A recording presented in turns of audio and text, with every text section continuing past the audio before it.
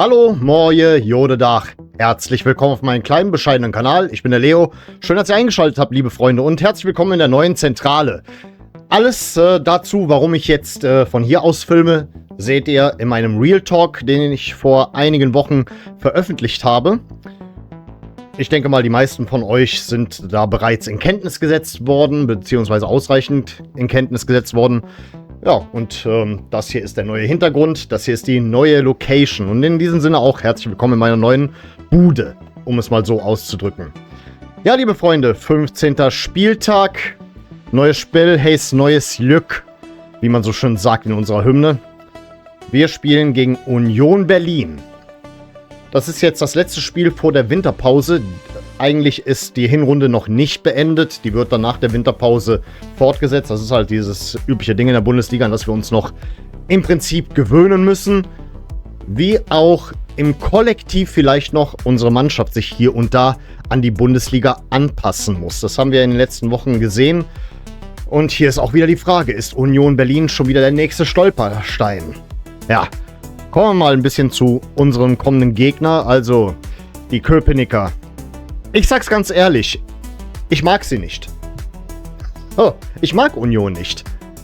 Ich finde sie nicht sympathisch, so wie es immer dargestellt wird. Und ich mag auch das Narrativ, dass wir die alle gefälligst sympathisch zu finden haben, nicht. Ich respektiere natürlich das Thema mit dem Stadionneubau, dass sie das alles selber in die Hand genommen haben. Und natürlich auch respektiere ich hier und da, wie sie kontinuierlich immer besser und besser wurden von Saison zu Saison. Nichtsdestotrotz, ich teile diesen ganzen Hype um dieses Märchen nicht. Und vor allen Dingen, dann kommt noch hinzu, Steffen Baumgart ist dort Trainer. Tut mir leid, der Hype ist vorbei um diesen Mann. Er hatte uns so viele Steine versucht in den Weg zu legen während der letzten Transferperioden. Das ist sicherlich ein persönlicher Disput mit Christian Keller gewesen, die alte Pfeife. Aber trotz alledem, es hat dem FC zumindest in dem Moment mental vielleicht geschadet. Und das nehme ich ihm ehrlich gesagt übel. Ja, auch wenn man jetzt im Nachhinein sagen muss, die Leute, um die wir mit ihm gekämpft haben, die brauchen wir im Nachhinein nicht. Allerdings haben wir es hier bei uns selbst mit einer Mannschaft zu tun, die sich jetzt erstmal wieder fangen muss. Aber kommt, ich frage mal ChatGPT, warum ist eigentlich Union Berlin unsympathisch? Hey Victor, mal eine Frage. Warum ist Union Berlin eigentlich unsympathisch? Union Berlin lässt sich nüchtern aus 3 Gründen kritisch betrachten. Fans, Erzählung und Heuchelei. Erstens die Fans. Ein Teil der Union-Anhängerschaft tritt mit einem moralischen Oberton auf, nach dem Motto, wir machen Fußball noch richtig. Das Problem ist nicht die Leidenschaft, sondern der Anspruch auf automatische Sympathie. Union ist längst kein Underdog mehr, sondern ein etablierter Bundesligist. Und das sollte man auch benennen dürfen, ohne direkt als unsensibel zu gelten. Zweitens die Erzählung. Die Geschichte vom kleinen Stadtteilverein, der sich alles selbst aufgebaut hat, ist real und beeindruckend. Sie wird jedoch seit Jahren permanent wiederholt und aufgeladen, obwohl Union inzwischen dauerhaft in der Bundesliga angekommen ist und international gespielt hat. Was früher Ausnahme war, ist heute Normalität. Die Erzählung wirkt dadurch weniger wie Identität und mehr wie ein bewusst gepflegtes Image. Drittens die Heuchelei. Union positioniert sich gerne als Gegenentwurf zum modernen Fußball, profitiert aber gleichzeitig vollständig von dessen Mechanismen. TV-Gelder, steigende Marktwerte, internationale Wettbewerbe und Millionentransfers. Das ist legitim, widerspricht aber dem Anspruch, moralisch außerhalb des Systems zu stehen. Hinzu kommt aus Sicht vieler FC-Fans die Fanfreundschaft mit Borussia Mönchengladbach. Diese Verbindung zerstört für viele das Bild des unangreifbar sympathischen Vereins und zeigt, dass auch Union Teil der üblichen Fußballrealitäten und Rivalitäten ist. Ja, liebe Freunde, habt ihr es gewusst? Ich liebe es natürlich immer wieder, dem einen oder anderen FC-Fan seine Welt zu zerstören. Habe ich schon mal gemacht, das war richtig spaßig. Das war 2022 gegen Partizan Belgrad. Grüße gehen raus, Jürgen, du fandest Union sympathisch und er ist einer von den Leuten, die diesen Gladbach-Hass noch so richtig teilen. Bei mir ist es ja ein bisschen gemäßigter. Und das ist auch für mich jetzt kein großes Ding, ne? Aber ich liebe es, den ganzen FC-Fans, die dann sagen, ach Union, die sind so sympathisch. Genau das ihnen vor die Füße zu werfen. Deswegen, euer Sympathieverein aus Berlin Die sind befreundet mit Borussia Mönchengladbach. Lasst euch das mal auf der Zunge zergehen, liebe Freunde. Gut, ja, aber kommen wir mal zu etwas positiveren Sachen bei Union. Natürlich 2 Spieler, die mich schon bisher beeindrucken. Das ist Ansa, der ist aktuell der beste Torschütze bei ihnen. Aber kommt, wir Serben, wir halten immer zusammen. Andrej Ilić, ein Landsmann von mir, ist der beste Scorer bei Union. Und ich sag mal so, ganz ehrlich, das ist so ein kleiner Traumtransfer von mir. Ich hoffe, dass Union noch irgendwie noch in der Tabelle abrutscht und wir da vielleicht irgendwie uns dahinter klemmen. Man weiß ja nie, man hat immer Bedarf. Ja, der Junge macht sich richtig gut und Andrej Ilić ist wirklich so der Spieler, der bei mir jetzt am kommenden Samstag im Fokus stehen wird. Seid da wirklich ein bisschen wachsam, auch hoffentlich unsere Mannschaft. Weil, vergesst auch nicht, zuletzt hat Union Berlin gegen Red Bull gewonnen. Und naja, darf man jetzt nicht unterschätzen. Und vor allen Dingen, wenn man auch bedenkt, wie unsere Ergebnisse zuletzt waren. Wir sind ja wirklich gerade in so einer ziemlichen Ergebniskrise. Ich selber würde mir ehrlich gesagt wünschen, dass wir da nicht nur herauskommen, sondern, ja, um gleich mal zu unserer Mannschaft zu kommen, ich wünsche mir ein klar erkennbares Gerüst und deutlich weniger positionsfremde Besetzungen in unserer Mannschaft, weil das irritiert sie teilweise. Man kann sich nicht immer nur auf Said El-Mala verlassen, weil man muss ja auch bedenken, verdammt nochmal, einige Punkte, die wir errungen haben, hätte er nicht getroffen. Verdammt nochmal, wo ständen wir jetzt? Das ist so die Frage. Na? Aber auch wenn ich jetzt gerade mal wirklich endlich mal Lukas Kwasniok so richtig kritisieren wollte, natürlich nicht besonders polemisch, weil eigentlich, wenn man auf der Tabelle guckt, ich habe nicht viel ihm entgegenzusetzen. Heute auf der Pressekonferenz hat er es so wunderbar revidiert und für so einem primitiven Fußballfan, wie ich es bin, erklärt. Dadurch, dass wir halt so viele Ausfälle in der Abwehr haben, muss er halt umpositionieren. Ihm bleibt nichts anderes übrig. Unsere Abwehr ist nahezu dezimiert. Allerdings könnte eventuell Dominik Heinz am kommenden Wochenende spielen. Das könnte eventuell der Fall sein. Fit ist er hat wieder trainiert. Aber ja, da muss man leider auch sagen, das ist das Resultat des Ganzen. Diese ganzen Ausfälle in der Abwehr, die haben uns den Flow genommen, die haben uns auch den Mut genommen. Ja, ansonsten, was gab es denn sonst noch Neues beim FC? Yusuf Gazibegovic wird uns bis auf Weiteres verlassen.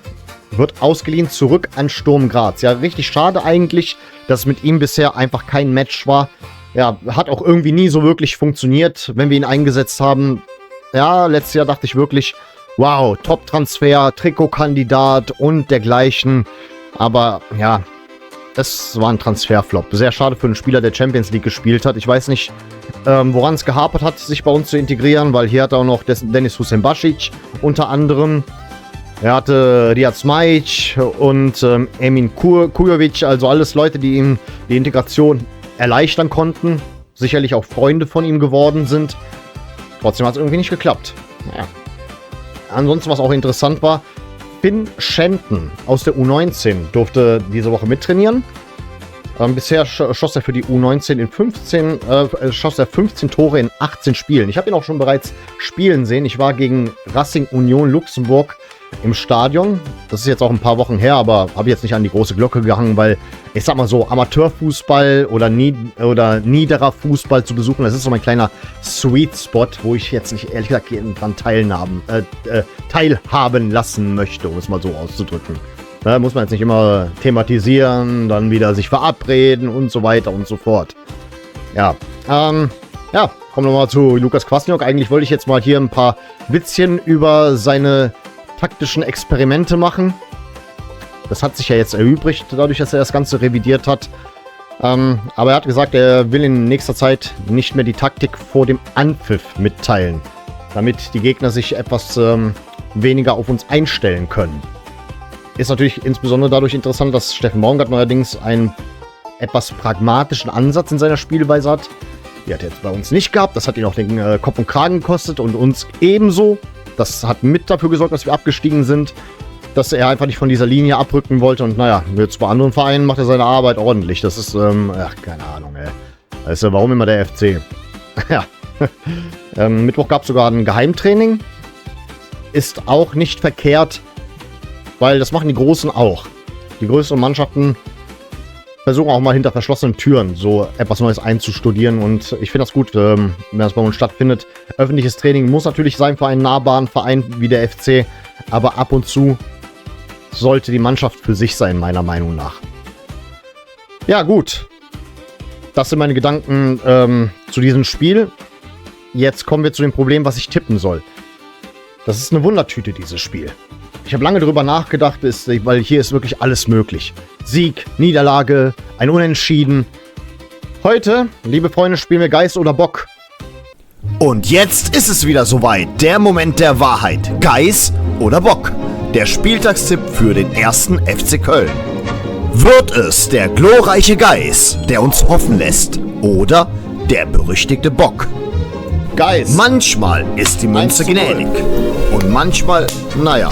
Ach, leck mich doch am Arsch, Mann. Sieg, das ist die Seite für Sieg, oder Unentschieden. Und dann schauen wir mal, was ich tippe.